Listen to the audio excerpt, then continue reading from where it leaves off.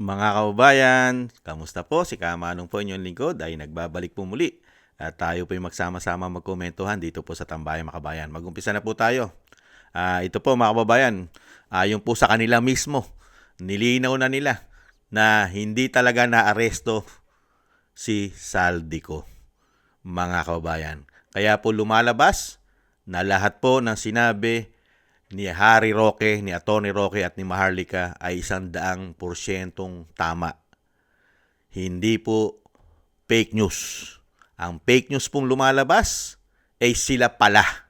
Pero dito naman po ay pilit po nila ipagtatanggol ang Pangulo, mga kababayan. Pakinggan po natin itong balita na mismo sa DOJ, hindi daw po arestado at hindi daw angkop ang salitang arestado, mga kababayan. Yun naman po ang katwiran nila. Pakinggan at panuorin na po natin.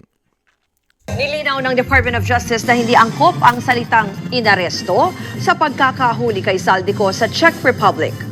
Paliwanag ni DOJ spokesperson Attorney Polo Martinez, kung babase raw sa technical na kahulugan ay hindi naman arestado si Saldico, pero hindi rin daw malaya si Ko dahil restrained o napigilan umano ang kanyang liberty o pagiging malaya. Katulad lang daw ito sa sitwasyon ng pagharang sa mga pasahero sa airport na walang kaukulang dokumento. Hindi inaresto pero inalasan din ng kalayaang makapasok.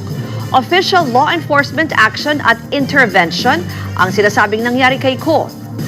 Sabi naman ng Malacanang, maliwanag na hindi nanggaling kay Pangulong Bongbong Marcos ang salitang aresto. Ang sabi lang daw ng Pangulo, nasa kustodiya ng Czech Republic si Ko dahil sa kakulangan ng tamang dokumento. April 16 ang ianunsyo ng Pangulo sa Facebook na nahuli na si Saldico at nakadetain sa Prague. Sa ngayon, nasa kustodiya pa raw ng Czech authorities ang dating kongresista. Una nang ginit ni Martinez na hindi pwedeng arestuhin doon si Saldico dahil dito sa Pilipinas gumugulong ang kanyang kaso. No, let's do away with the word arrest, no? Let's do away with the word arrest because arrest assumes that it's being done by the country which has jurisdiction over him, right? And the Czech Republic cannot lawfully arrest Saldico because, of course, wala naman siyang outstanding warrant dun eh. So those are two different jurisdictions. Totoo po yun mga tambay, wala pong jurisdiction. At isa pa, si Saldico, mga kababayan, ay nag-apply na po na asylum yan. Hindi po ba? At isa pa, may golden visa pa yan. Di umano. Nakita nyo po, hindi po, ano po ba yung aresto? Di po ba? Kinwestiyon ka nga eh, inaresto ka nga eh. Kukwestiyonin ka. Hindi po ba? Tatanungin ka, kaya ka nga arestuhin eh. Hindi po ba? Ano? Siyempre po, ito po, balik tanaw po natin sinasabi. Nasa kustodiya na raw po. Ito po yung sinasabi ni BBM nun eh, mga kabayan. Siya po nagre-report sa mga Pilipino. At magbibigay na ako sa inyo ng pahayag tungkol sa kalagayan ni Saldico. Nananatili po siya sa kustodiya ng Czech Republic at isinasagawa natin ang lahat ng mga kinakailangang hakbang para sa kanyang pagbalik dito sa Pilipinas. Inutusan ko ang Department of Justice kasama ang Department of Foreign Affairs na pangunahan ang pakikipag-ugnayan sa mga otoridad ng Czech Republic upang matiyak na maayos at naayon sa proseso ang lahat ng kinakailangan. Magpapadala rin ng high-level coordination team upang tutukan ito. Ang ganitong mga proseso ay may sinusunod na mga legal na hakbang sa pagitan ng mga bansa, kaya't nangangailangan na sapat na panahon upang maisagawa ng tama. We will bring Saldico home, and we will do so in accordance with the law. He will answer to the Filipino people.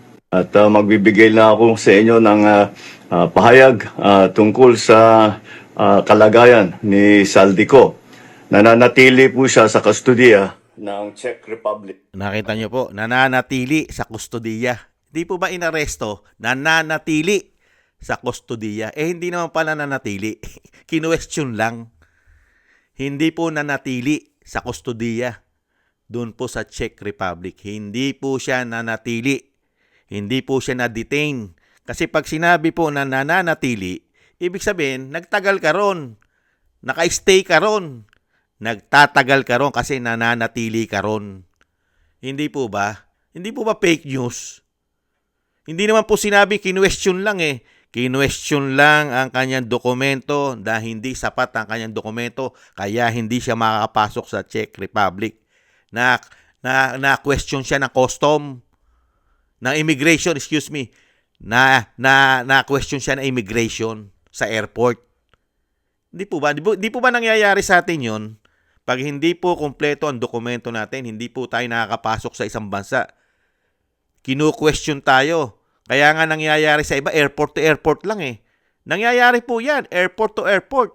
Pag hindi ka nakapasok sa bansa, airport to airport ka lang. Ibig sabihin, pag tungtong mo sa airport nila, pababalikin ka na papunta sa bansa mo. Airport to airport. Hindi ka na makakapasok doon sa bansa nila. Kaya nga airport to airport, di po ba? Ganon din po ang nangyari kay Saldico. Kinwestiyon siya. Wala siyang sapat na dokumento para siya ipapasukin sa Czech Republic. Ngayon, ano po mangyayari kay Saldico? Kinwestiyon lang siya. Questioning. Di ba? Meron siyang dokumento na mahawak doon sa bansa kung saan siya galing. Hindi po ba? Parang wala lang po iniwan niya pag pupunta ka ng Amerika.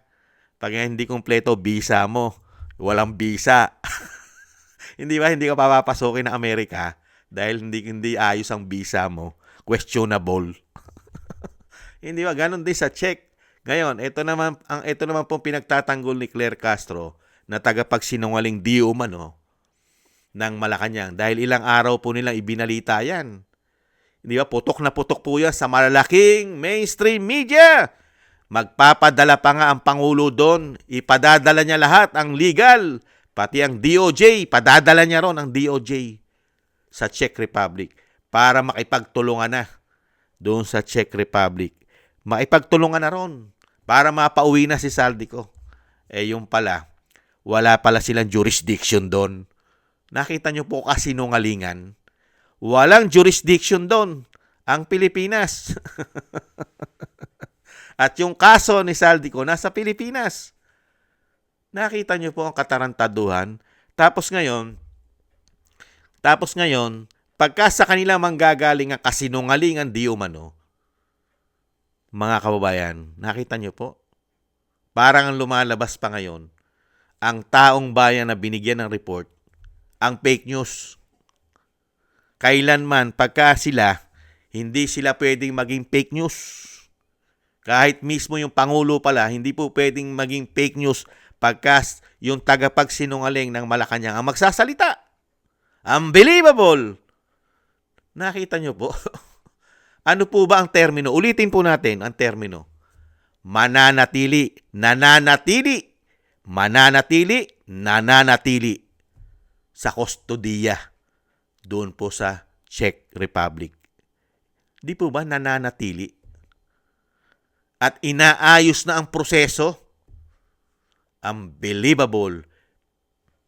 Pambihira, mga kababayan. Kaya nga po yung sinasabi ulitin po natin, yung sinasabi ni Harry Roque, tama kasi alam niya ang proseso dahil siya nahandun din po sa Europa. At yung proseso ay pinagdaanan niya po lahat yun. Katulad po ni Harry Roque, meron na po siyang asylum dahil nga po sa panggigipit sa kanya ng gobyerno ng Pilipinas. Panggigipit. Hindi po ba? Kaya nga nakakuha siya ng kanyang asylum dahil nga po mismo ang gobyerno ng Pilipinas ang inaakusasyon, may akusasyon siya at yung akusasyon niya ayaw sagutin ng Pilipinas ng gobyerno, kaya po siya ay ginigipit. Ganon din po kay Saldico dahil yung maakusasyon ni Saldico ay mismo ang tinuturo niyang ugat at ulo ng korupsyon ay mismo ang Pangulo ng Pilipinas at yung pinsan, pati asawa, pati anak. Itinuturo niya na sangkot sa malawakang korupsyon sa bansa. Kaya nga nanganganib ang buhay niya kung siya uuwi ng Pilipinas dahil mismo ang gobyerno mismo, yung mismong Pangulo ang tinuturo niya na ulo at ugat ng korupsyon ayon kay Saldico. Kaya nga siya makakakuha rin ng asylum. Hindi po ba? Pero pagdating po dito sa Malacanang, mga kababayan, sanay na sanay pong magbigay ng kasinungalingan di umano. at palalabasin pa na wala silang ginawang maling report. Bakit ka magre-report? Di sana tapos na yan kung sinabi mo na na-question lang si Saldico ay namataan na pumunta ng Czech Republic at na-question lang. Dapat gano'n, kinu-question lang ang kanyang dokumento. Pero hindi siya nanatili sa Czech Republic. Hindi siya nanatili doon.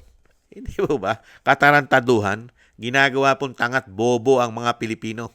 Pinalalabas po na lahat po ng bubukas at lalabas sa bibig ng Pangulo ng Pilipinas ay wala pong kasinungalingan at pawang katotohanan lamang. Ngayon, pag kinwestiyon ng mga Pilipino at kinwestiyon ni Harry Roque na isang abogado, ang lalabas tayo at si Harry Roque pa ang mali at fake news. Pero sa totoo lang, real talk, ano po ba ang nagagawa ng isang Pangulo ngayon sa ating bansa? Ano po ba achievement para maipagmalaki mo ang isang Pangulo? Mga kababayan, kung yung 20 Pilipino, mahigit 20 na galing ng Kuwait, patay, tsugi, ni hindi man lang nila ni-report kung ano nangyari doon sa 20 Pilipino na namatay, inuwi sa ating bansa. 20, hindi po fake news yan. Naibalita po yan. Hindi nga lang po sa malalaking mainstream media. Pero never pong nag-report dyan ang Pangulo ng Pilipinas. Nag-report po ba ang Pangulo ng Pilipinas nang namatay ang 20 mga kababayan nating OFW, mga bayani? Umuwi ng Pilipinas? Baka nailibing na nga ngayon.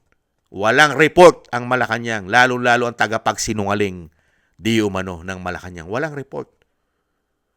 At ang ating kahirapan, may nagawa ba sila? Baon tayo sa utang, puro korupsyon ang issue, pamumulitika. Yan ba sasabihin mo na hindi marunong magsinungaling? Sa dami ng pinangako, nung siya'y tumatakbong presidente, isang damo ka lang pinangako. Pati pagyaman natin, yayaman tayong lahat. Pati ang bigas, 20 pesos. Pero ang nangyari, iilan-ilan lang, hindi pang buong Pilipinas. Hindi po ba? Presyo nga lang ng krudo, petrolyo, hindi niya magawa, hindi niya masolusyonan. Presyo ng bilihin, mag-4 na taon na. Wala siyang ginagawang aksyon. Unbelievable, mga kababayan.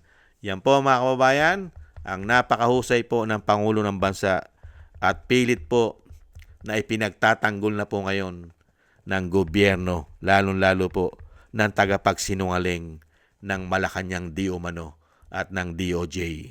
Ginagawa pong tanga at bobo ang mga Pilipino. Sila lang po ang ubod tanging matatalino, mga kababayan. Saan kaya sila matatalino? Ang tanong natin, saan? Maraming salamat po mga tambay sa mga nagusto po ng ating tambay mga kabayan sa YouTube at TikTok. At ganoon din po sa ating mga subscribers. At sa mga nagko-comment, like, share, and subscribe, maraming salamat po sa inyo. Thank you po mga kababayan. At shoutout po sa mga nagbibigay po ng tulong. Shoutout po kay Tatay Nick ng Canada, Eric Hershio ng Canada, Mila Yi, si Jem Aris ng United Arab Emirates, si Annie Jo, Kingston ng Hong Kong, Jake Yahut ng California, USA, Gina Ray ng Berlin, Germany, Julieta Silona ng Sydney, Australia, Baby Roman, Ate Isa na Cagayan, ako si Phil Am, Gay at Chena, at Balance Vision TV at Jesus Valdepena. Thank you po sa inyo. Shoutout po sa inyo lahat at ingat-ingat po kayo lalong-lalo po sa inyo po mga paggawa. At God bless po sa inyo lahat. God bless po sa atin lahat. Muli po, paalam. Bye-bye.